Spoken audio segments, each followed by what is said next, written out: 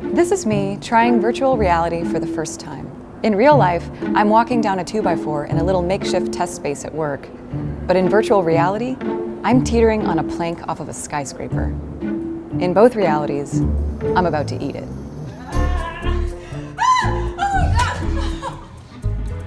Let's look at that again.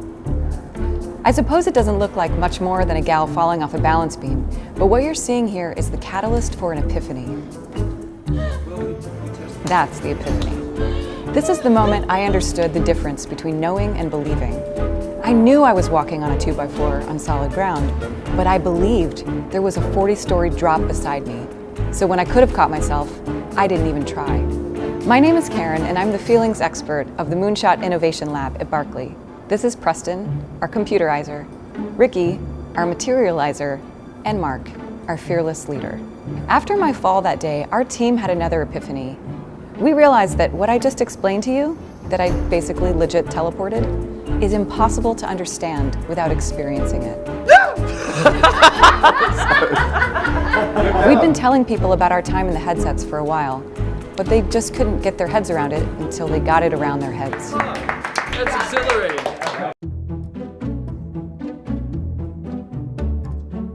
Behind me is our exhibit called What Is Here. It's an exploration of augmented reality, mixed reality, and virtual reality.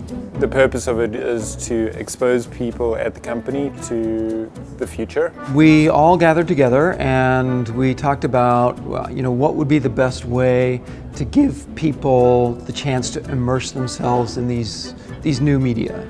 And that was it. We just wanted people to have that real experience. We've tried to make it in a way that's appealing, in a way that's comfortable, especially with a very weird, pointy, uncomfortable new technology.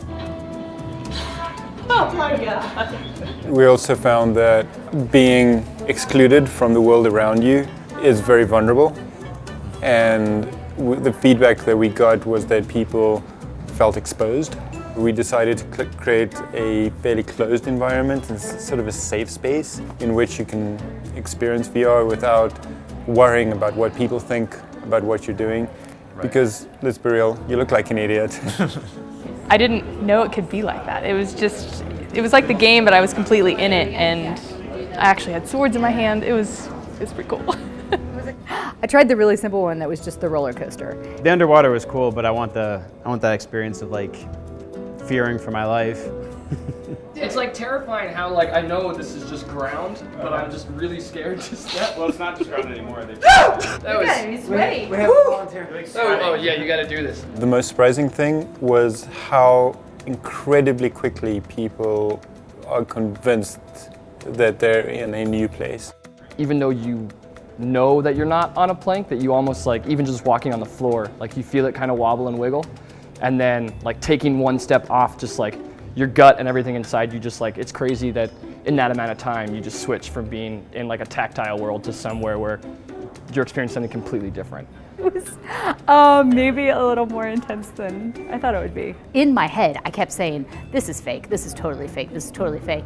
But my body was swaying, and by the time when I took it, I had to take it off because I was like, oh, I am reacting to this. There's a cognitive dislocation, right? Because at some level you know that you remain in the physical space, but emotionally you are engaged in the other place.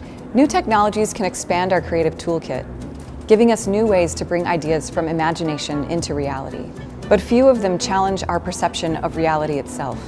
We know that VR is connecting with audiences in a visceral and emotional way. Once we experienced it, we were virtually hooked. So our quest is to give every Barkley partner their own glimpse of the virtual world, not only to immerse them in a world of possibility, but to inspire powerful experiences for connection. Well, that was amazing.